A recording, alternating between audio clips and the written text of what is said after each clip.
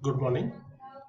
Myself, Dr. J.P. Amar, Assistant Professor in Zoology, Government PC College, Deoli. आज के इस video lecture में हम प्रोटोजोआ के जनरल कैरेक्टर और क्लासिफिकेशन के बारे में बात करेंगे। जैसा कि हम जानते हैं कि प्रोटोजोआ बहुत ही माइक्रोस्कोपिक जंतु होते हैं और प्रोटोस का मतलब होता है फर्स्ट और जून का मतलब होता है एनिमल्स, अर्थात वे जंतु जिनका निर्माण सर्वप्रथम हुआ उनको प्रोटोजोआ कहा गया। जितने भी जंतु पृथ्वी पर उपस्थित है उनको दो बड़ी कैटेगरीज के अंदर रखा गया है, कोडेड और नॉन कोडेड। ये कैटेगरीज उनके अंदर पाई जाने वाली नोटोकोड की उपस्थिति के आधार पर बनाई गई है। वे जंतु जिनके अंदर जीवन की किसी भी अवस्था के अंदर नोटोकोड उपस्थित है उन्हें कोडेड जंतु कहा गया, और जिन जंतुओं के अंदर नोटोकोड अनुपस्थित है उनको नॉन कोडेड जंतु कहा गया। प्रोटोजोआ जो है वो नॉन कोडेड जंतुओं का एक बहुत बड़ा समूह है।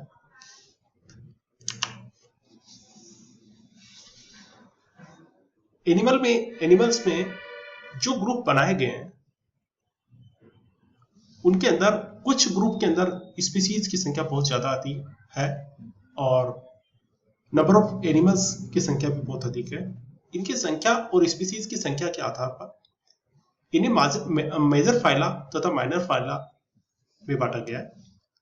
9 फाइलम ऐसे हैं जिनके अंदर बहुत ज्यादा संख्या में जंतु की स्पीसीज और इंडिविजुअल्स की संख्या, उसको मेजर फाइला कहते हैं, जिनकी संख्या 9 है। और माइनर फाइला के अंदर 21 जंतु समूह है, उनको रखा गया। आर.एस. व्हिटेकर ने सर्वप्रथम जो ऑर्गेनिज्म है उनको 5 किंगडम के अंदर वर्गीकृत किया, जिसमें से एक किंगडम प्रोटिस्टा था।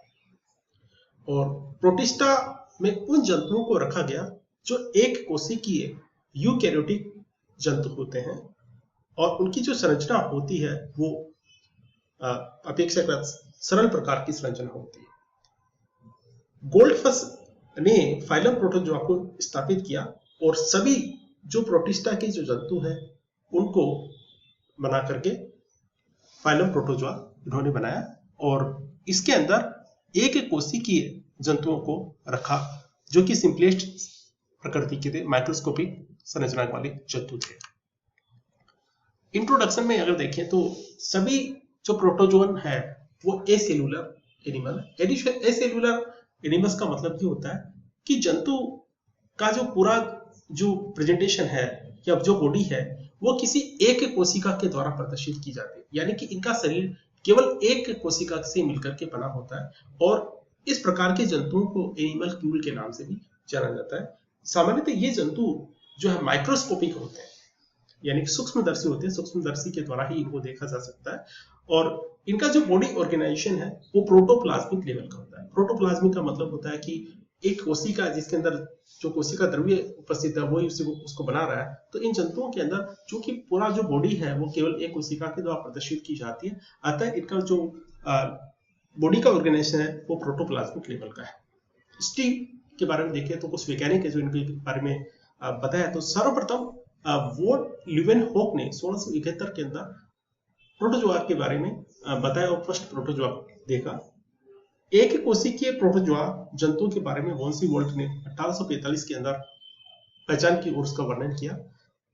डोबेल नामक साइंटिस्ट ने इन प्रोटोजोआ को एसेलुलर जंतु कहा। एसेलुलर का मतलब होता है कि ऐसे जंतु जिनमें अन्य कोशिकाएं अनुपस्थित है, केवल एक कोशिका के द्वारा ही जंतु को प्रदर्शित किया जाता है और सारे जो काम है वो किसी एक कोशिका के द्वारा ही किए जाते हैं।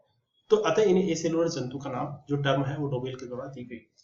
और फाइलम जो प्रोटोजोआ है या प्रोटोस का मतलब होता है फर्स्ट और जून का मतलब होता है एनिमल्स, यानी कि वे जंतु जिनके अंदर जो प्रिमिटिव प्रकार के जो जंतु है इनको मिलाकर के गोल्डफस ने फाइलम प्रोटोजोआ को स्थापित किया।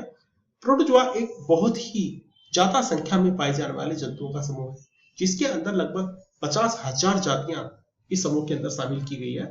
ये एक और जिनमें कुछ जंतु पैरासाइटिक प्रकृति के हैं और इनका जो वितरण है विश्वव्यापी है। जनरल कैरेक्टर्स के अंदर देखें तो पहले अपन बात कर चुके हैं कि प्रोटोजोआ का मतलब ही ऐसे जंतुओं से जो पहले निर्मित हुए हैं। इनका जो उत्पत्ति है वो पेलियोजोइक इरा के प्रीकैम्बियन पीरियड के अंदर मानी जाती है। इनके आकार के बारे में बात करें तो इनका एक निश्चित कोई आकार नहीं होता है। ये गोलाकार, अंडाकार, घंटीनुमा प्रकार के हो सकते हैं और इनकी जो पर्टिकुलर आकृति नहीं है, यानी कि ये इरेगुलर शेप के होते हैं, कोई नियमित आकृति इनकी नहीं होती है। ये जिस आवास में रहते हैं उसमें ये सिम्बायोटिक के रूप में रह सकते हैं, यानी कि दूसरे जंतुओं के साथ में एक लाभदायक संबंध बना करके रह सकते हैं और जलीय जंतु हो सकते हैं या पैरासाइटिक प्रकृति के जंतु भी हो सकते हैं। प्रोटोजोआ एक कोशिकीय जंतु है और हमेशा एक सिंगल अकेले रहना पसंद करते हैं, फ्री लिविंग जंतु है। इनके द्वारा कोई कॉलोनी का निर्माण नहीं किया जाता है। ये पानी, वायु, जल सभी जगह पर उपस्थित होते हैं और इनकी जो बॉडी का जो निश्चित जो ऑर्गेनाइजेशन है वो एसिमेट्रिकल है, यानी कि इनके अंदर किसी भी प्रकार की सिमेट्री उपस्थित नहीं होती है। अतः इरेगुलर सिमेट्री या रेगुलर इस टाइप की हो सकती है, कोई निश्चित सिमेट्री इनकी नहीं होती है। और सभी जंतु जो है वो एक कोशिकीय हैं और इनके द्वारा सारी जो मेटाबॉलिक एक्टिविटीज है, सारे जो फंक्शंस है वो किसी एक कोशिका के द्वारा ही संपन्न की जाते हैं। और इनकी जो बॉडी की जो होती है सबसे बाहरी जो स्तर जो होता है वो प्लाज्मा मेम्ब्रेन होता है। उसके बाहर कभी कभी पेलिकल उपस्थित होती है। बाह्य कंकाल के रूप में कैल्शियम कार्बोनेट का जमाव या उसकी जो कवरिंग भी देखी जा सकती है।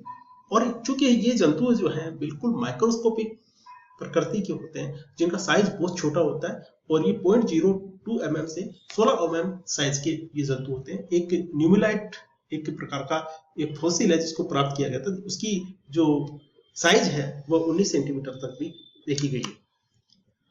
क्योंकि सारे जो प्रोटोजोआ जंतु है वो एक कोशिकीय जंतु है, तो किसी कोशिका के अंदर न्यूक्लियस की उपस्थिति अनिवार्य रूप से है। तो यूकेरियोटिक कोशिकाएं जो कि जिनके अंदर न्यूक्लियस उपस्थित है, उसके आधार पर जो प्रोटोजोआ है उनके अंदर केवल एक न्यूक्लियस उपस्थित होगा या कभी कभी दो न्यूक्लियस होंगे या फिर अनेक न्यूक्लियस होंगे। जब इनके अंदर दो न्यूक्लियस उपस्थित होंगे तो उनका आकार जो है वो अलग अलग होगा। इस प्रकार के जो न्यूक्लियस है वो डाइमॉर्फिक न्यूक्लियस कहलाते हैं। जिनके अंदर एक न्यूक्लियस जो है छोटे आकार का होगा, इसे माइक्रो न्यूक्लियस कहते हैं और रिप्रोडक्टिव फंक्शन से संबंधित होगा, तथा अन्य जो न्यूक्लियस है जिसका आकार बड़ा होगा उसको मैक्रो न्यूक्लियस कहेंगे और वो जो कोशिका के अंदर अन्य जो क्रियाएं हो रही है उनका नियंत्रण करेगा। कुल मिलाकर के बात यह है कि इन जंतुओं के अंदर डायमॉर्फिक केंद्रक हो सकते हैं, केवल अकेला केंद्रक हो सकता है, या जब इनमें केंद्रकों की संख्या एक से अधिक होगी, अधिक केंद्रक उपस्थित होंगे तो उन सभी का आकार जो होगा वो बिल्कुल समान होता और इन प्रकार के केंद्रकों को मोनोमॉर्फिक केंद्रक कहते हैं। अगर डायमॉर्फिक जो न्यूक्लियस है उनकी उपस्थिति देखें तो पैरामीशियम के अंदर अपन इसका एग्जांपल ले सकते हैं, और पॉलीमॉर्फिक न्यूक्लियस है जो एक जंतु है जो आगे ओपेलाइना के अंदर बहुत सारे जो न्यूक्लियस है वो देखे जा सकते हैं जो कि सभी समान आकृति के होंगे।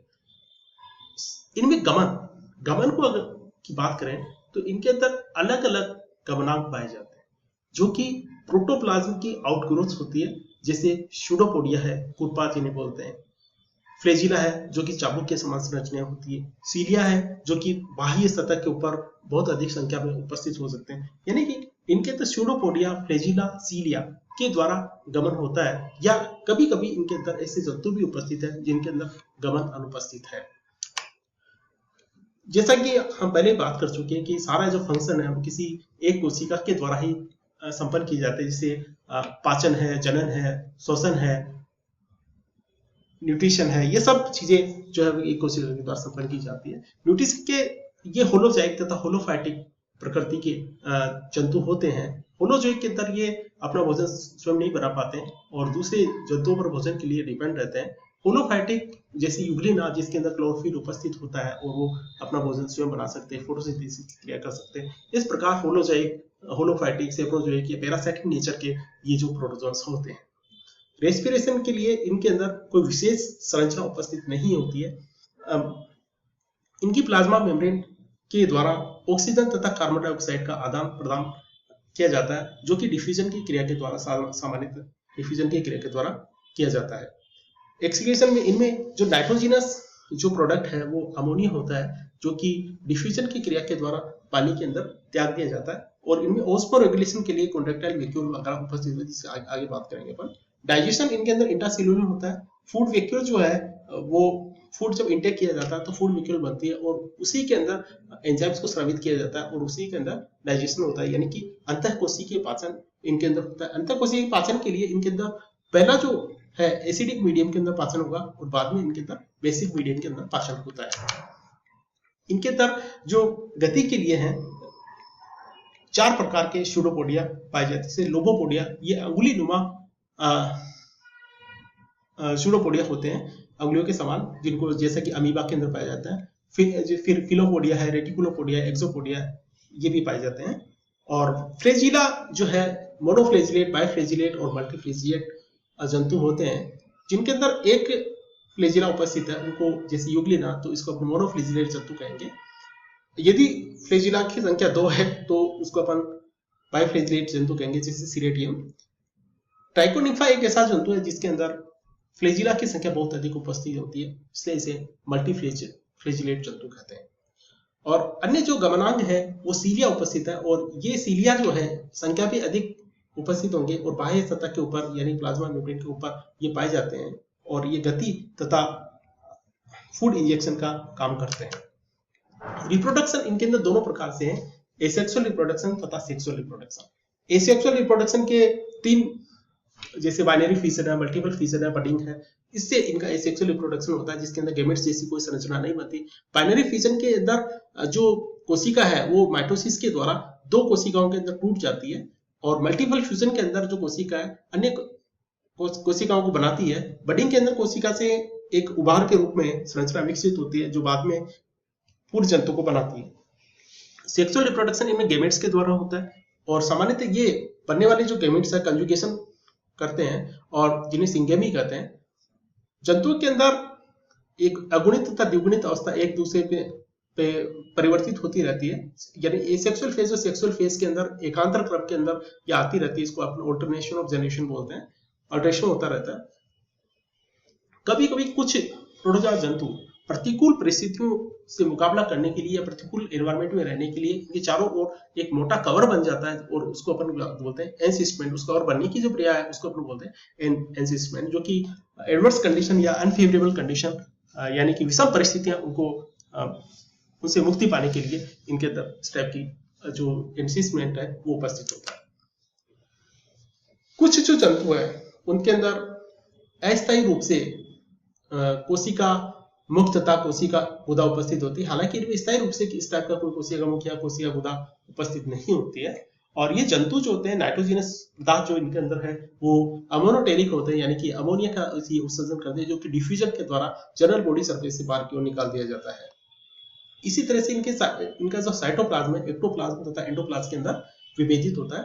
इनमें ऑस्मो रेगुलेशन के लिए एक विशेष प्रकार की कॉन्ट्रेक्टाइल वैक्यूल होती है, जो कि सामान्यतः एक्वेटिक जो एनिमल्स है उनमें भी जो एलोनी जल के अंदर पाए जाने वाले प्रोटोजोन्स है उनके अंदर ये संरचना पाई जाती है। ये चूंकि जब प्रोटोजोआ के जंतु एक्वेटिक होंगे या फ्रेश वाटर के अंदर उपस्थित होंगे तो उनके अंदर एंडोऑस्मोसिस की क्रिया के द्वारा जल कोशिका के अंदर प्रवेश करेगा और कोशिका जो है वो फुली टर्जिड हो जाएगी, स्फीत हो जाएगी, जिससे कोशिका फट जाएगी और जंतु की मृत्यु हो सकती है। ऐसी परिस्थिति पैदा नहीं हो, इसलिए इनके अंदर एक विशेष प्रकार की संरचना संकुचनशील रिक्तिका पाई जाती है, जो अतिरिक्त जल को इकट्ठा करके कोशिका से बाहर की ओर निकलती है। इस प्रोसेस को ऑस्मो रेगुलेशन के नाम से जाना जाता है। और इन जंतुओं का सबसे जो मुख्य जो कैरेक्टर है वो है इनके अंदर कैपेसिटी, रीजनरेशन की कैपेसिटी बहुत ज्यादा इनमें रीजनरेशन की कैपेसिटी होती है। तो ये प्रोटोजोआ के जनरल कैरेक्टर्स के बारे में था। अगली स्लाइड क्लास होगी उसके अंदर अपना प्रोटोजोआ के क्लासिफिकेशन के बारे में पढ़ेंगे।